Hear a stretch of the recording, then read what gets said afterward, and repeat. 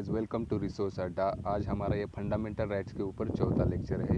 Lecture ज़्यादा बढ़ रहे हैं क्योंकि मतलब ये चैप्टर ही बड़ा है और वो इम्पोर्टेंट भी है, इसके कारण हम एक और लेक्चर बढ़ा रहे हैं। यहाँ पे हम आर्टिकल 29 से शुरू करते हैं। ओके, तो आर्टिकल 29 किसके बारे में है? Protection of interest of minorities.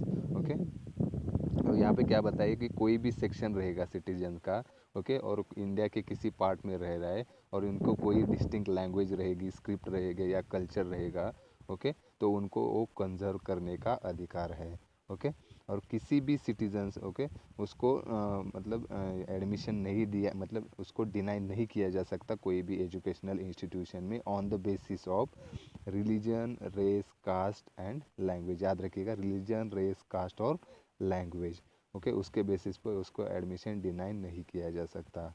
Okay, तो यहाँ पे दो जो प्रोविज़न दिए, तो पहली जो प्रोविज़न है वो ग्रुप का राइट प्रोटेक्ट करती है और जो सेकंड है वो इंडिविजुअल्स के बारे में है। ओके, और आर्टिकल 29 जो है both religious and linguistic minorities को प्रोटेक्शन ग्रांट करता है। लेकिन यहाँ पे सुप्रीम कोर्ट ने क्या बताया कि जो आर्टिकल का स्कोप है 29 आर्टिकल, ओके, वो माइनॉरिटीज़ के लिए ओनली रेस्ट्रिक्ट नहीं है। ओके, यहाँ पे सिटीजन्स का कोई भी सेक्शन रहेगा, ओके, मतलब मेजॉरिटी भी रहेगी तो उसको भी ये राइट मिलता है। मतलब आर्टिकल 29 में सिर्फ माइनॉरिटी नहीं, मेजॉरिटी को भी कवर किया गया है।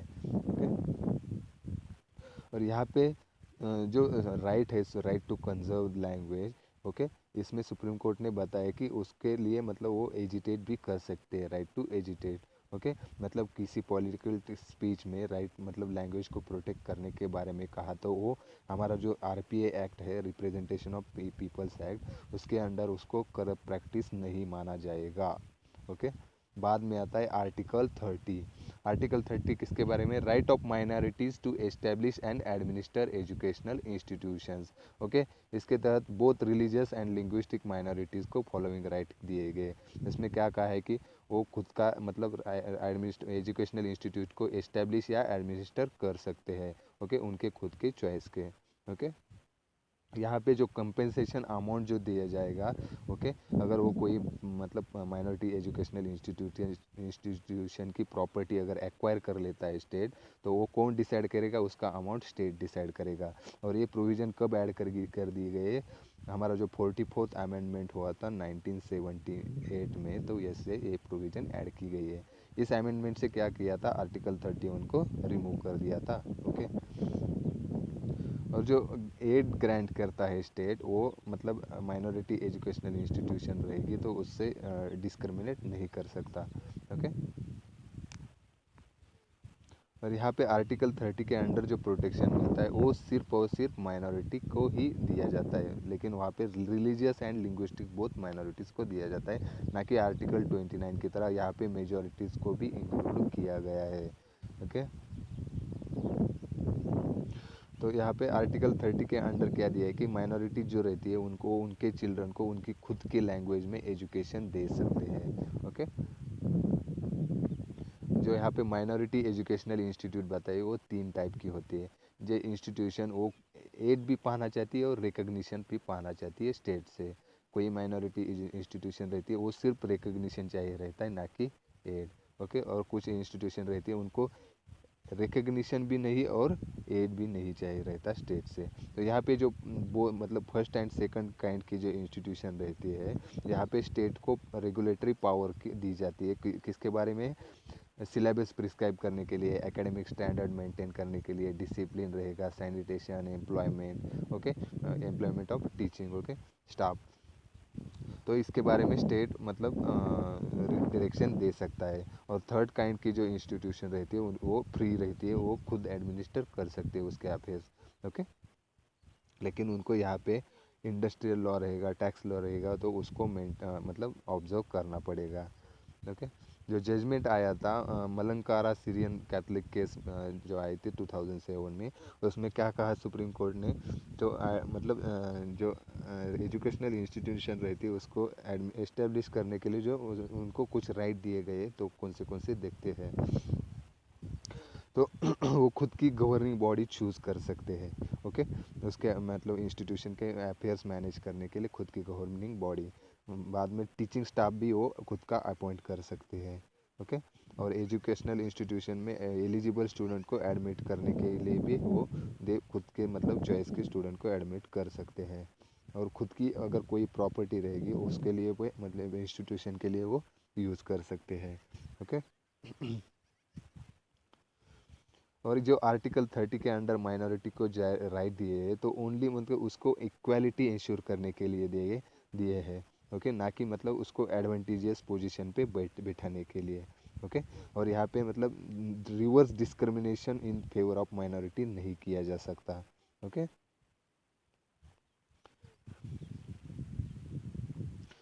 उनको और उसके मतलब राइट दिया गया है कि वो एस्टेब्लिश एंड एडमिनिस्टर कर सकते हैं एजुकेशनल इंस्टीट्यूशन को। ये जो राइट दिया गया है वो एब्सोल्यूट नहीं है। ओके। और यहाँ पे उनको माल एडमिनिस्टर मतलब गलत तरीके से एडमिनिस्टर करने का भी उनको अधिकार नहीं है। ओके। यहाँ पे रेगुलरिटी मेजर हो सकते हैं टू इंश्योर उसके मतलब एजुकेशनल कैरेक्टर या स्टैंडर्ड है उसको मेंटेन करने के लिए, एकेडमिक एक्सेलेंस को मेंटेन करने के लिए। ओके। और उस मतलब एडमिनिस्ट्रेशन रहेगा उसके ऊपर भी उनका मतलब ध्यान रहेगा। ओके।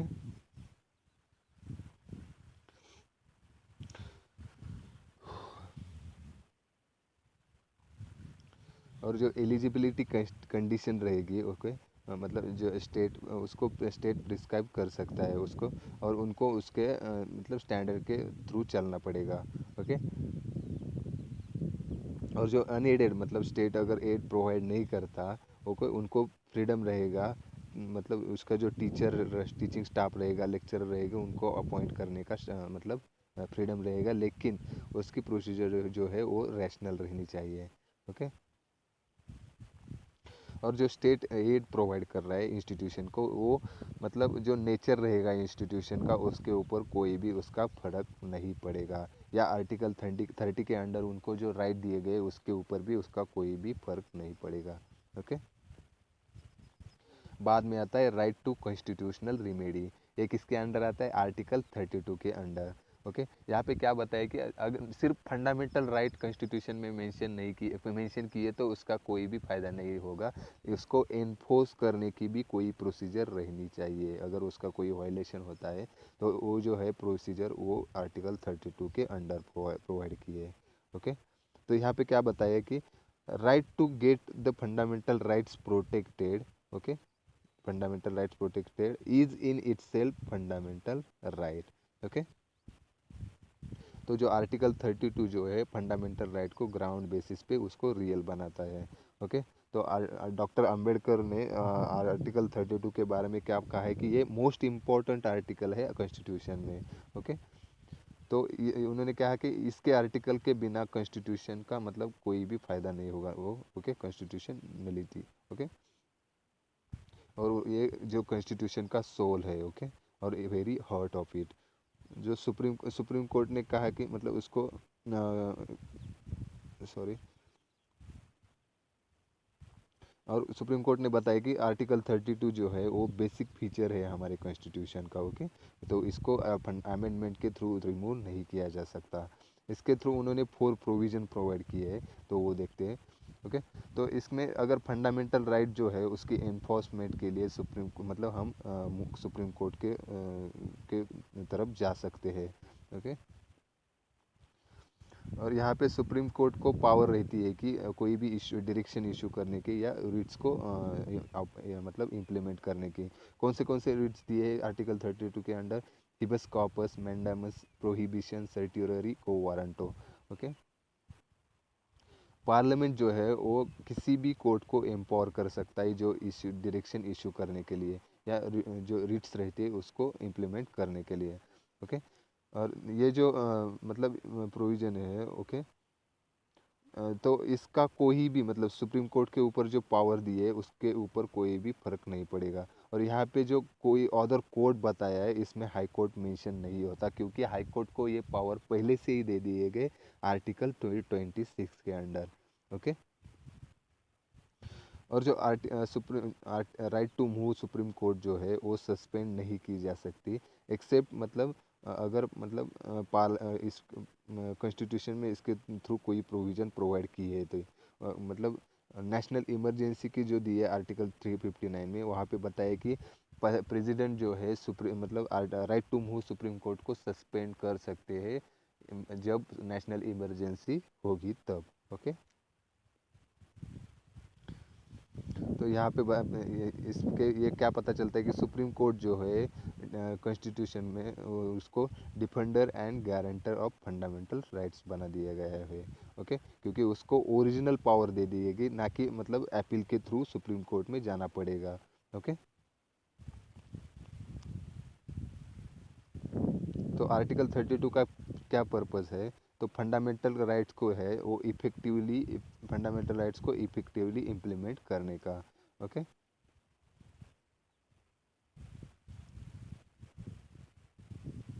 तो आर्टिकल 32 के अंडर क्या बताया कि सिर्फ और सिर्फ फंडामेंटल राइट्स को ही इन्फोर्स किया जाएगा इस आर्टिकल के थ्रू, ना कि अदर नॉन फंडामेंटल राइट या कॉन्स्टिट्यूशनल राइट या स्टैट्यूटरी राइट रहेंगे। ओके, उसको इम्प्लीमेंट नहीं किया जा सकता।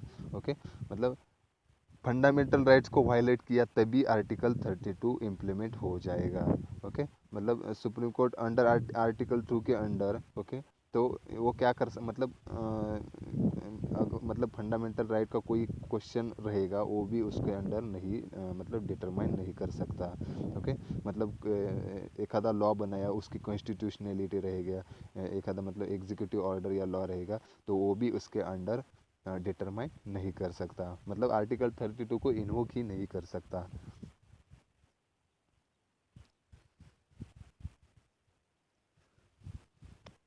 और यहाँ पे क्या बताए कि जो फंडामेंटल राइट्स की एनफोर्समेंट की जो सुप्रीम कोर्ट के ऊपर पावर दी है, ये ओरिजिनल है बट एक्सक्लूसिव नहीं है, मतलब ये पावर सिर्फ सुप्रीम कोर्ट को नहीं दी गई। ओके, ये जो पावर है उसको कंकरेंट पावर है, मतलब यहाँ पे हाई कोर्ट को भी वो पावर दी गई है आर्टिकल 226 के अंडर। ओके, तो हाई कोर्ट को भी ओरिजिनल पावर दी गई है। ओके, रिट्स को इशू करने की। ओके, तो फंडामेंटल राइट्स अगर वायलेट हो गए तो उनको दो ऑप्शन रहेगी सिटीजन्स को, एक तो वो हाई कोर्ट जा सकते हैं या सुप्रीम कोर्ट जा सकते हैं। ओके, तो यहाँ पे सुप्रीम कोर्ट ने क्या बताया कि अगर मतलब आपका फंडामेंटल राइट ब्रीच होता है तो आप पहले मतलब हाई कोर्ट जा सकते हैं। ओके, एग्री पर यहाँ पे बताया कि एग्री पर्सन शाल फर्स्ट मतलब move to high court. Okay, तो अब देखते हैं हम जो रिट्स दिए हैं कॉन्स्टिट्यूशन में कौन से टाइप्स के हैं। ओके, तो यहाँ पे क्या है, supreme court under article 32 and high court under article 26 वो इशू रिट्स इशू कर सकते हैं कौन से habeas corpus mandamus prohibition certiorari and quo warranto. Okay,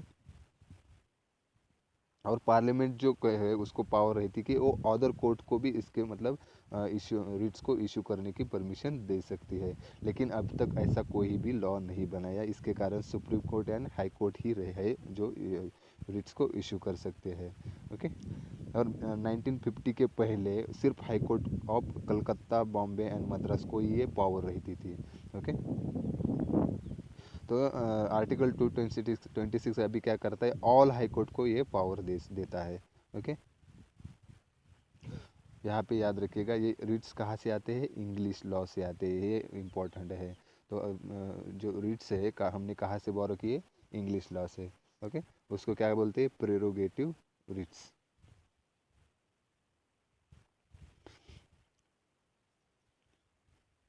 यहाँ पे दिया है कि मतलब जो रिट्स ज्यूरिडिक्शन है सुप्रीम कोर्ट का वो हाई कोर्ट से अलग है। ओके, थ्री एस्पेक्ट्स में कौन से देखते हैं।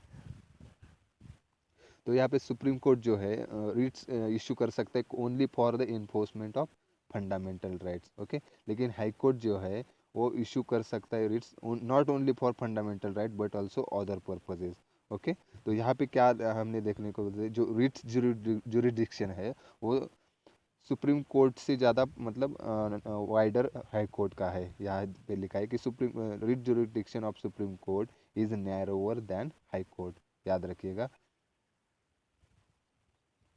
यहाँ पे दिया सुप्रीम कोर्ट जो है रिट इशू करता है अगेंस्ट अ पर्सन और government through out the territory of India. Okay, in case of high court मतलब थ्रू वो क्या इशू मतलब रिट किसके अगेंस्ट इशू करता है, वो सिर्फ स्टेट के अंडर ही, okay, located within a territorial jurisdiction only, okay, और not outside the territorial jurisdiction. Okay, तो टेरिटोरियल जुरिडिक्शन जो है सुप्रीम कोर्ट का, ओके, तो वो वाइडर है यहाँ पे हाई कोर्ट से ज़्यादा। ओके, और यहाँ पे बताए कि आर्टिकल 32 के अंडर जो रेमेडी है तो इसको ही खुद को मतलब फंडामेंटल राइट्स है। ओके, तो यहाँ पे सुप्रीम कोर्ट जो है वो रिफ्यूज़ नहीं कर सकता। ओके, तो मतलब रिट जुरिस्डिक्शन को एक्सरसाइज करने से उसको रिफ्यूज़ नहीं कर सकते। On the other hand under मतलब आर्टिकल 226 हाई कोर्ट को जो है ये डिस्क्रिशनरी पावर है। ओके, मतलब हाई कोर्ट रिफ्यूज़ कर सकता है मतलब रिट्स को इशू करने के लिए। ओके, तो यहाँ पे आर्टिकल 32 जो है तो वो सिर्फ सुप्रीम कोर्ट को ये पावर मतलब कंपलसरी पावर देता है, ना कि हाई कोर्ट को। ओके, यहाँ पे तो ये या बात पता चलता है कि सुप्रीम कोर्ट ही है जो मतलब हमारे कॉन्स्टिट्यूशन में तो वो डिफेंडर एंड गारंटर है फंडामेंटल राइट्स का। ओके, तो यहाँ पे देखते हैं पहले पहला कौन सा रिट्स है, हिबस कॉर्पस। ओके, तो ये लैटिन टर्म है, तो उसका क्या मतलब है, to have a body of. Okay, तो ये जो है वो कोर्ट ऑर्डर इशू करता है तो पर्सन को अगर उसने किसी को डिटेन किया है, ओके, तो उसकी जो है बॉडी मतलब उसके सामने रखने के लिए। ओके, तो कोर्ट क्या करता है, अगर बॉडी सामने रख दी तो उसको एग्जामाइन करता है। ओके, और मतलब जो डिटेंशन है वो लीगल है या नहीं इसके बारे में। ओके, अगर मतलब ये डिटेंशन इलीगल है तो वो डिटेन पर्सन को मतलब फ्री कर सकता है। ओके, और ये कहाँ से आता है, okay, this writ is an bulwark of individual liberty against arbitrary detention. Okay, तो जो रिट है हिबस कॉर्पस का वो बहुत मतलब पब्लिक या प्राइवेट इंडिविजुअल रहेंगे उनके अगेंस्ट इशू किया जा सकता है। ओके, और ये कब इशू नहीं किया जा सकता, अगर डिटेंशन जो है वो लॉफुल रहेगा। ओके, और अगर प्रोसीडिंग जो है मतलब एक आधे लेजिस्लेचर या कोर्ट का अगर कंटेम्प्ट किया, ओके, उस मतलब उसका लॉ ब्रीच किया तो उसके अगर प्रोसीडिंग रहेगी तभी भी रिट इशू नहीं किया जा सकता। ओके, और अगर कंपिटेंट कोर्ट ने उसको डिटेन किया है तभी भी मतलब रिट इशू नहीं किया जा सकता। ओके, और सुप्रीम के मतलब कोर्ट के जुरिडिक्शन के आउटसाइड अगर रिट रहेगा तभी भी वो इशू नहीं कर सकता। ओके, बाद में आता है मैंडामस, उसका क्या मतलब है, वी कमांड। ओके,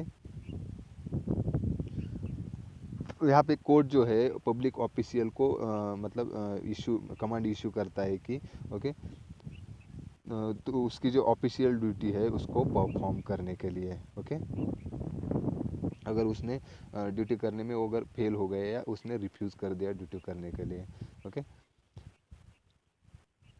तो इसके वो किसके किसके अगेंस्ट इशू कर सकती है, पब्लिक बॉडी रहेगी, कॉरपोरेशन रहेगा या इंफीरियर कोर्ट भी रहेगा, ट्रिब्यूनल रहेगा। ओके, और गवर्नमेंट रहेगा, तो उसके अगेंस्ट इशू किया जा सकता है। ओके, और मैंडेमस जो है रेट वो किसके अगेंस्ट इशू नहीं किया जा सकता, वो देखते हैं, against a private individual. Okay, और अगर डिपार्टमेंटल इंस्ट्रक्शन रहेगी, ओके, तो वो भी इसके अगेंस्ट नहीं इशू कर सकते। और अगर ड्यूटी डिस्क्रिशनरी रहेगी तभी भी इशू नहीं किया जा सकता, और कॉन्ट्रेक्चुअल ऑब्लिगेशन रहेगी तभी भी नहीं किया जा सकता, और हमारे प्रेसिडेंट या गवर्नर रहेंगे तो उसके अगेंस्ट भी नहीं किया जा सकता, हमारे चीफ जस्टिस रहेंगे हाई कोर्ट के तो उसके अगेंस्ट नहीं किया जा सकता रिट ऑफ मैंडेमस। ओके, बाद में आता है प्रोहिबिशन। ओके, इसका क्या मतलब है, टू फॉरबिड मतलब कुछ करने से रोकना। ओके, तो ये हायर कोर्ट रहेंगे तो वो लोअर कोर्ट या ट्रिब्यूनल के अगेंस्ट है। ओके, उनको मतलब उसका जुरिडिक्शन अगर एक्सीड हो रहा है तो उसको मतलब प्रिवेंट करने के लिए ये इशू कर सकते हैं। तो प्रोहिबिशन जो है इनएक्टिविटी करता है। ओके, यहाँ पे क्या है, मैंडामस जो है डायरेक्ट क्या डायरेक्ट करता है, एक्टिविटी डायरेक्ट करता है, लेकिन प्रोहिबिशन है वो इनएक्टिविटी, मतलब दोनों अपोजिट है। ओके, यहाँ पे याद रखिएगा जो प्रोहिबिशन है, रेट प्रोहिबिशन, तो वो सिर्फ जुडिशियल या क्वाजी जुडिशियल अथॉरिटी के अगेंस्ट ही किया जा सकता है। ओके, मतलब अगर एडमिनिस्ट्रेटिव अथॉरिटी रहेगी या लेजिस्लेटिव बॉडी रहेगी या प्राइवेट कोई भी बॉडी रहेगी तो उसके अगेंस्ट नहीं लिया किया जा सकता इशू। बाद में आता है सर्टियरी। उसका क्या मतलब है सर्टियरी का, टू बी सर्टिफाइड, ओके, और टू बी इन्फॉर्म। ओके, यहाँ पे जो हायर कोर्ट रहेंगे, ओके, तो वो लोअर कोर्ट या ट्रिब्यूनल, ओके, तो मतलब उसको एक आधी केस पेंडिंग रहेगी तो उसको ट्रांसफ़र करने के लिए कह सकते हैं। ओके, अगर एक्सेस जुरिडिक्शन का एक्सेस हो रहा है, ओके, और अगर जुरिडिक्शन का लैक मतलब जुरिडिक्शन की पावर भी नहीं है उनके पास और एक आधा लॉ में एरर रहेगा, तभी ये इशू किया जा सकता है। तो जो प्रोहिबिशन रहेगा, ओके, अनलाइक प्रोहिबिशन जो कि प्रिवेंटिव है, यहाँ पे सर्टियरी जो है both preventive as well as curative है। ओके, मतलब यहाँ पे जो मतलब उसको प्रोहिबिट करता है और जो बोलता है कि आपके सामने जो मतलब एक आधे केस रहेगी उसको ट्रांसफ़र कीजिएगा। ओके, मतलब ये बोथ प्रिवेंटिव एंड क्यूरेटिव है। ओके, जो पहले था सर्टियरी का जो रीट था, ओके, तो वो सिर्फ मतलब जुडिशियल या क्वाजी जुडिशियल बॉडी रहेगा उनके अगेंस्ट ही इशू किया जा सकता था। ओके, एडमिनिस्ट्रेटिव बॉडी के अगेंस्ट इशू नहीं किया जा सकता था। ओके, लेकिन 1991 में सुप्रीम कोर्ट ने क्या कहा कि वो अगर एडमिनिस्ट्रेटिव अथॉरिटी रहेगी, ओके, जो इंडिविजुअल्स के राइट पे इफेक्ट करती है तो उसके अगेंस्ट भी हम सर्टियरी को इशू कर सकते हैं। ओके, मतलब प्रोहिबिशन की तरह ही सर्टियरी जो है वो लेजिस्लेटिव बॉडी के अगेंस्ट अवेलेबल नहीं है और प्राइवेट बॉडी या मतलब प्राइवेट इंडिविजुअल या बॉडी रहेगी उनके अगेंस्ट भी नहीं है। ओके, बाद में आता है को वारंटो। ओके, यहाँ पे इसका क्या मतलब है, by what authority. Okay, by what authority. Okay, तो ये इसको कौन इशू करता है, कोर्ट जो है वो क्या करता है, इंक्वायर करने के लिए। ओके, लीगैलिटी अगर मतलब एक आधे पर्सन या बॉडी रहेगी उसकी लीगैलिटी चेक करने के लिए को वारंटो को इशू किया जा सकता है। अगर कोई भी पब्लिक ऑफिस जो रहेगा उसको इलीगली अगर किसी ने एक्वायर कर लिया है तो उसको प्रिवेंट करने के लिए। ओके, तो ये जो है अगर मतलब कोई परमानेंट कैरेक्टर का ऑफिस रहेगा उसके अगेंस्ट ही इशू किया जा सकता है और उसको कॉन्स्टिट्यूशन के तहत मतलब कोई स्टैट्यूट के अंडर उसको इस्टेब्लिश किया गया हो। और अगर एक आधा मिनिस्टरियल ऑफिस रहेगा या प्राइवेट ऑफिस रहेगा इसके अगेंस्ट इशू नहीं किया जा सकता।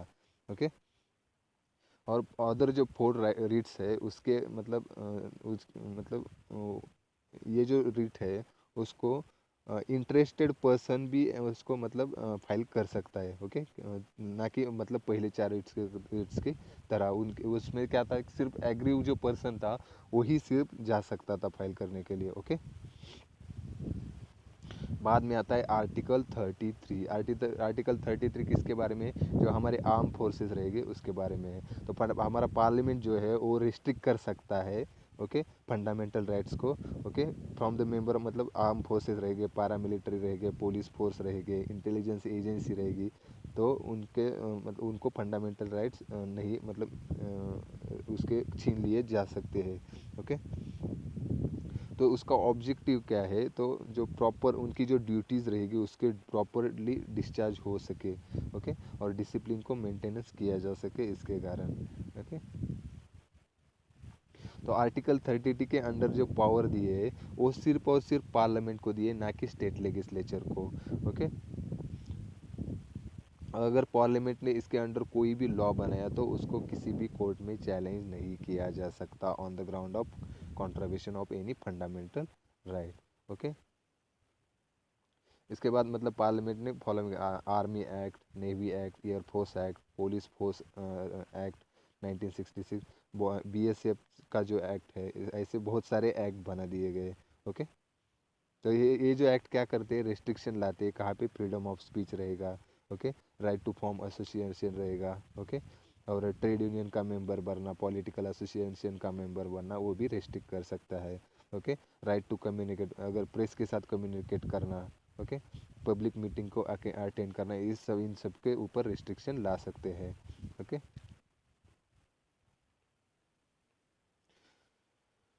यहाँ पे जो एक्सप्रेशन दिया है मेंबर्स ऑफ आर्म फोर्सेस, तो इसके इसमें कौन से आते हैं? ये जो मतलब आर्म फोर्सेस तो आते हैं, लेकिन उसके साथ जो बाबर्स रहते हैं, कारपेंटर रहेंगे, कुक्स रहेंगे, चौकीदार रहेंगे, वो भी इसके अंडर आते हैं। ओके, तो पार्लियामेंट ने अगर एक आधा लॉ बनाया आर्टिकल 33 के अंडर, तो कोर्ट मार्शल भी उसके मतलब उसको उसको भी एक्सक्लूड करना पड़ेगा। ओके, मतलब जो रीट जुरिस्डिक्शन रहेगा सुप्रीम कोर्ट का और एंड हेड कोर्ट का, ओके, फंडामेंटल राइट इन्फोर्स करने के लिए उसको मतलब कोर्ट मार्शल को भी मतलब उसके थ्रू एक्सक्लूड करना पड़ेगा। ओके, अभी हम पहले डिफरेंस देखते हैं। यहाँ पे दिए मार्शल लॉ जो दिया है आर्टिकल 33 के अंडर, उस नेशनल इमरजेंसी, उसमें क्या डिफरेंस है। ओके, यहाँ पे एक मार्शल लॉ क्या दिया है, इट ओनली मतलब ये फंडामेंटल, सिर्फ फंडामेंटल राइट को अफेक्ट करता है।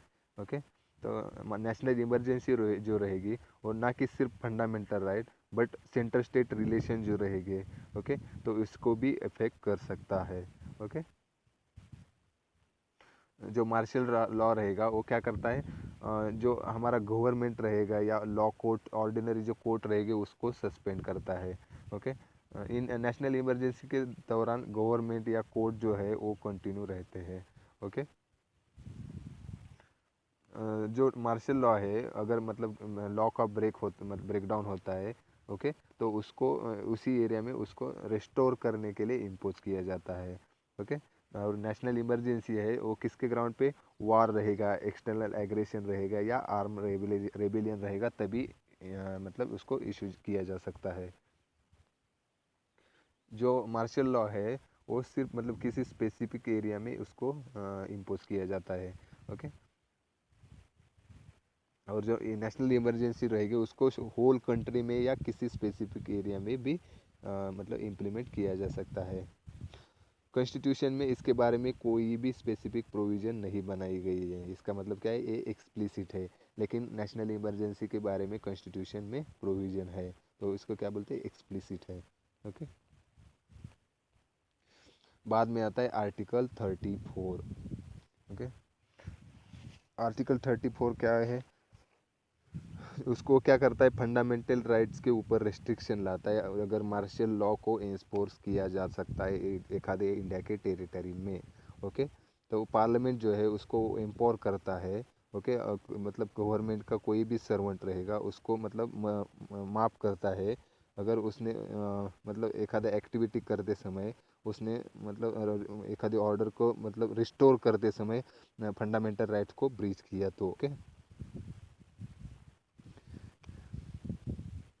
पार्लियामेंट जो है उसको मतलब कोई भी सेंटेंस अगर उसको पास किया तो उसको वैलिडेट कर सकता है, या मतलब मार्शल लॉ के अंडर मतलब किसी एरिया में उसको इम्प्लीमेंट करना हो तो। ओके, और जो एक्ट इंडेनिटी जो एक्ट बनाया रहता है पार्लियामेंट ने, उसको किसी भी कोर्ट में चैलेंज नहीं किया जा सकता ऑन द ग्राउंड ऑफ मतलब फंडामेंटल राइट ब्रीच होता है तभी भी कोर्ट में चैलेंज नहीं किया जा सकता। ओके, जो मार्शल लॉ के कंसेप्ट है कहाँ से आती है, इंग्लिश कॉमन लॉ से आती है, याद रखिएगा। ओके, और जो मतलब मार्शल लॉ की कंसेप्ट है उसको कहाँ पे भी डिफाइन नहीं किया गया कॉन्स्टिट्यूशन में। ओके, उसका क्या मतलब रहता है, मिलिट्री रूल रहता है। ओके, यहाँ पे जो सिविल एडमिनिस्ट्रेशन जो रहता है वो डायरेक्टली मिलिट्री अथॉरिटी उसको रन करती है। ओके, यहाँ पे क्या होता है, ऑर्डिनरी लॉ जो रहते हैं या गवर्नमेंट रहते हैं वो सस्पेंड होते हैं। ओके, और यहाँ पे मिलिट्री लॉ लागू होते हैं। ओके, यहाँ पे कोई भी मतलब स्पेसिफिक प्रोविज़न या एक्सप्रेशन कॉन्स्टिट्यूशन में प्रोवाइड नहीं किए हैं। ओके, तो मार्शल लॉ डिक्लेयर करने के लिए। ओके, ये जो है आर्टिकल 34 में इम्प्लिसिट है, ये अपने हमने डिफरेंस में ही पहले देखा था। ओके,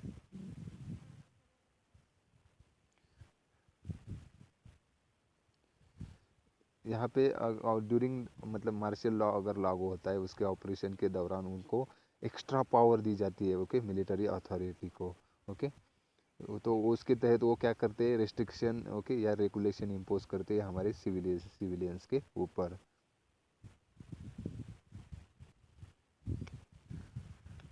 और यहाँ पे सुप्रीम कोर्ट ने क्या बताया कि अगर मार्शल लॉ इम्पोज होता है तो वो मतलब उसके तहत जो हेबस कॉर्पस का राइट रहता है वो सस्पेंड नहीं होता, ओके। यहाँ पे लिखा है does not इप्सो facto result in suspension of writ of habeas corpus, याद रखिएगा। और जो डिफरेंस हमने पहले देखा वही दिया है कि नेशनल इमरजेंसी और मार्शल लॉ में डिफरेंस है, ओके। यहाँ पे आर्टिकल 35 आता है बाद में। उसका आर्टिकल 35 किसके लिए, अगर मतलब हमें एक आधा फंडामेंटल राइट है उसको इम्प्लीमेंट करना हो तो उसके लिए कोई एक्ट बनाने है तो वो पावर उन्होंने सिर्फ और सिर्फ पार्लियामेंट को दी है, ना कि स्टेट लेजिस्लेचर को, याद रखिएगा। अगर फंडामेंटल राइट इम्प्लीमेंट करना हो तो वो पावर किसके पास है, हमारे पार्लियामेंट के पास है, ओके।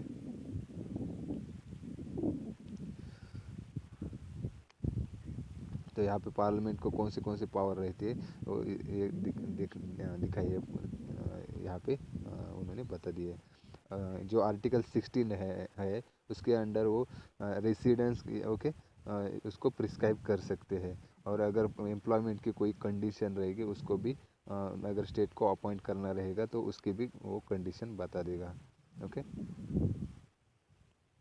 और यहाँ पे वो कोर्ट को कोई भी अदर कोर्ट को अदर देन सुप्रीम कोर्ट और हाई कोर्ट है उसको रिट्स इशू करने की परमिशन दे सकता है आर्टिकल 32 के अंडर, ओके। और जो हमारे आर्म फोर्सेस रहेंगे, पुलिस फोर्सेस रहेंगे तो उसको रेस्ट्रिक्ट कर सकते हैं, ओके, फंडामेंटल राइट्स के एप्लीकेशन से, ओके। जो आर्टिकल 34 है उसके अगेंस्ट वो क्या कर सकते हैं, गवर्नमेंट सर्वेंट को इंडेमनीफाई कर सकते हैं, ओके, ड्यूरिंग कब मार्शल लॉ, ओके, अगर उन्होंने कोई भी लॉ को ब्रीच किया तो। यहाँ पे पार्लियामेंट को जो है वो पावर रहनी चाहिए कि कोई भी लॉ फॉर मतलब पनिशमेंट, अगर मतलब फंडामेंटल राइट्स अगर किसी ने मतलब ऑफेंस जो है फंडामेंटल राइट के अगेंस्ट कोई ऑफेंस किया तो उसको पनिश करने की पावर पार्लियामेंट को दी जा सकती है, ओके। यहाँ पे क्या क्या इंक्लूड होता है उसमें, अनटचेबिलिटी जो है आर्टिकल 17 के अंडर, और जो आर्टिकल 23 के अंडर जो है ट्रैफिक इन ह्यूमन बीइंग तो वो भी इसके अंडर आता है।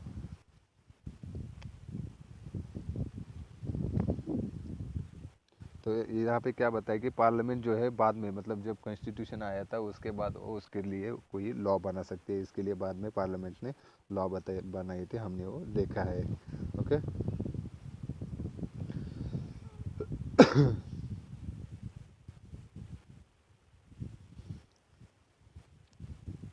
आगे देखते हैं। जो आर्टिकल 31 जो है उसकी अभी मतलब पोजीशन क्या है, ओके। तो आर्टिकल जो राइट टू प्रॉपर्टी था वो कहाँ कहाँ मेंशन था, हमारा आर्टिकल 19(1)(f जो है वो और आर्टिकल 31 दोनों तरफ ये मेंशन था। तो आर्टिकल 19(1)(f किसके बारे में है, जो ये जो है सभी सिटीजन्स को प्रॉपर्टी है जो उसको एक्वायर करना, होल्ड करना या डिस्पोज करने का राइट देता था। और जो आर्टिकल 31 जो है वो क्या गारंटी देता था, ओके। तो उनको उनकी प्रॉपर्टी डिप्राइव होने से उनको मतलब प्रोटेक्ट करता था, ओके।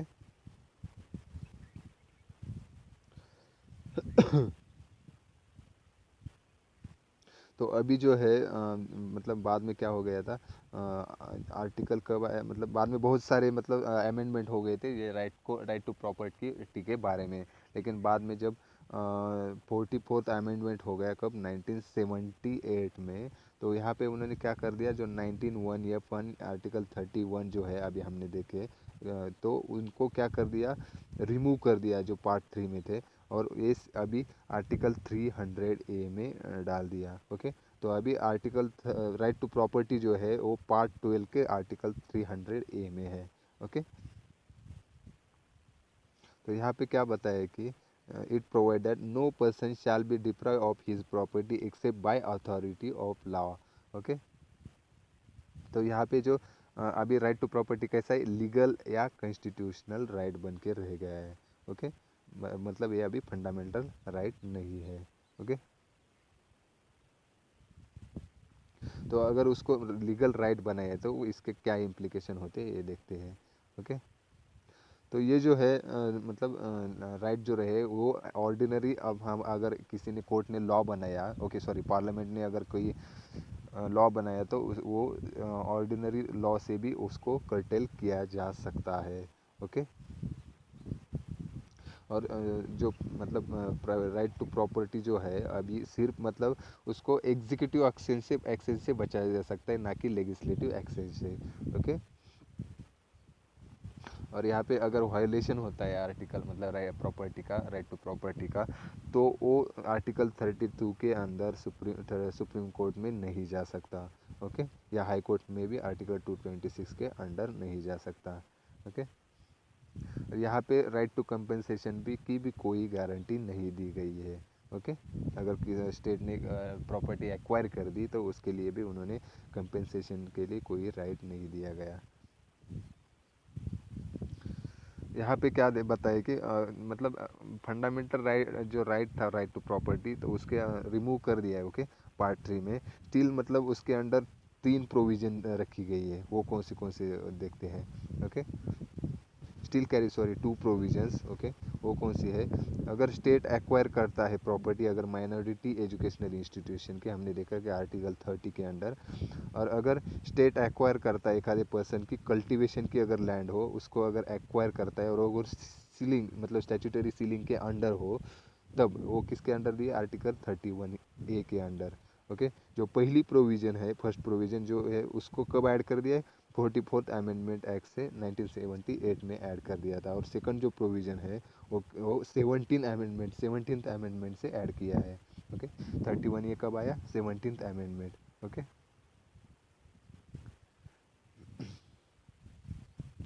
और जो आर्टिकल 31 ये 31B एंड 31C जो है वो भी एक एक्सेप्शन है हमारे फंडामेंटल राइट्स के लिए।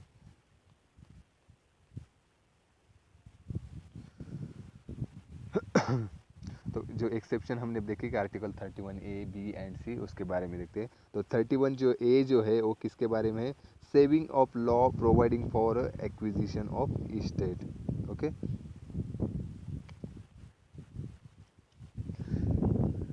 यहाँ पे क्या बताया कि 31 ए जो है वो 5 कैटेगरी का ऑफ लॉ को सेव करता है from being challenge on the ground of fundamental right. Okay, on the ground of violation of fundamental right. Okay, confirm by कौन से, आर्टिकल 14 एंड आर्टिकल 19। तो आर्टिकल 19 के अंडर हमें पता है कि 6 राइट दिए गए हैं। ओके, अगर वो मतलब एग्रीकल्चर लैंड के बारे में हो तो। ओके,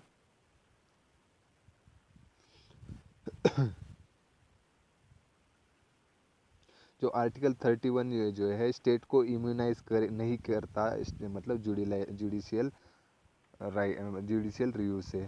ओके, अनलेस अगर मतलब प्रेसिडेंट के कंसिडरेशन के लिए अगर वो बिल नहीं रखा गया तो तभी वो इम्यूनाइज नहीं कर सकता। ओके, तो आर्टिकल जो है वो क्या प्रोवाइड करता है, जो कंपेंसेशन का पेमेंट रहता है उसके लिए मतलब अगर वो कल्टीवेशन की लैंड होगी या मतलब स्टैट्यूटरी लिमिट के अंडर रहेगी, सीलिंग के अंडर रहेगी, तो उसको कंपेंसेशन देना पड़ेगा। ओके, आर्टिकल 31 ए। आर्टिकल 31 बी किसके बारे में, वो हमने पहले ही बताया, 9th शेड्यूल के बारे में। ओके, 9th शेड्यूल किसके बारे में, अगर एक आधा लॉ जो है वो फंडामेंटल राइट को ब्रीच करता है तो उसको 9th शेड्यूल में डाला गया तो वो जुडिशियल रिव्यू से प्रोटेक्ट हो सकता है। ओके, तो उसका लेकिन बाद में जब मतलब केशवानंद भारती केस आई थी 1973, तो उन्होंने बताया कि 24 अप्रैल 1973 के बाद जो कोई मतलब आएगा कोई लॉ, ओके 9th शेड्यूल, तो 9th शेड्यूल जो है जुडिशियल रिव्यू को ओपन किया जाएगा। ओके, याद रखिएगा।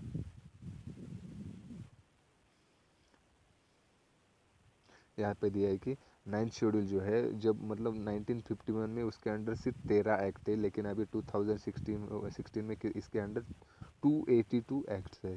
ओके, बाद में आता है आर्टिकल 31C। 31C जो है वो किसके बारे में, हमारा डायरेक्टिव प्रिंसिपल। जो आर्टिकल 39B एंड सी में जो मतलब डायरेक्टिव प्रिंसिपल है उसको इम्प्लीमेंट करके समय अगर मतलब किसी फंडामेंटल राइट को वायलेट होता है तो उसको सेव किया जा सकता है आर्टिकल 31C के तहत। ओके, मतलब जहाँ पे यहाँ पे बताया, जहाँ पे आर्टिकल 31C आता है वहाँ पे आर्टिकल 14 जाता है। Okay, where article 31C comes in, article 14 goes out. Okay, ये मतलब मैंने मतलब स्पीड से क्यों लिया कि ये हमने पहले देखा है, article 31A B and C पहले देखे हुए हैं। ओके, जो फंडामेंटल राइट है उनको मतलब क्रिटिसाइज किया जाता है ऑन द बेसिस ऑफ कौन से देखते हैं, उसके ऊपर बहुत सारे मतलब लिमिटेशंस डाले गए हैं। Okay, excessive limitations.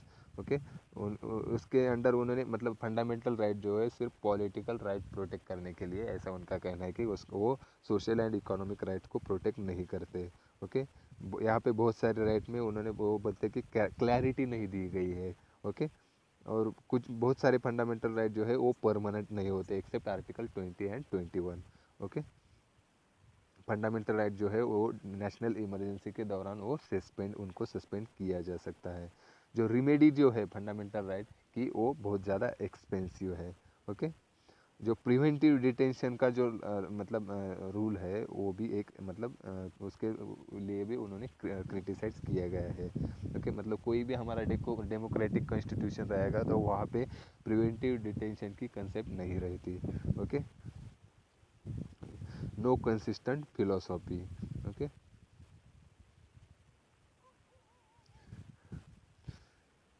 कुछ सिग्निफिकेंस दिए फंडामेंटल राइट्स की, वो कौन से देखते हैं। तो पहला जो है it they constitute the bed rock of democratic system of in the country. Okay, तो ये क्या करते हैं, एक नेसेसरी कंडीशन प्रोवाइड करती है। Okay, material and moral protection of man. Okay, जो इंडिविजुअल लिबर्टी रहेगी उसको भी वो प्रोटेक्ट करते हैं। ओके, और रूल ऑफ लॉ जो है उसको इस्टेब्लिश करने में मदद करते हैं। ओके, माइनॉरिटी के इंटरेस्ट को प्रोटेक्ट करने के लिए, और या वीकर सेक्शन रहेगा उसके इंटरेस्ट को वो प्रोटेक्ट करते हैं। और जो सेक्युलर फैब्रिक है मतलब हमारा इंडिया जो है सेक्युलर है उसको प्रोटेक्ट कर या स्ट्रेंथन करने की कोशिश करता है। ओके, ये जो है मतलब चेक रखता है या मतलब क्या बोलते हैं, अपोज ट्राई टू अपोज या मेंटेन जो अथॉरिटी जो रहती है उसका एब्सोल्यूट जो बोलते हैं उसको चेक करने की, बैलेंस करने की कोशिश करता है। ये क्या उनको क्या बोला है कि ये फाउंडेशन स्टोन है social equality and social justice का। ओके, फंडामेंटल राइट ये क्या इंश्योर करते हैं, dignity and respect of individual को भी इंश्योर करते हैं। ओके, जो पीपल का पार्टिसिपेशन जो रहता है पॉलिटिकल या एडमिनिस्ट्रेटिव प्रोसीजर तो उसके लिए भी ये फैसिलिटेट करता है। ओके।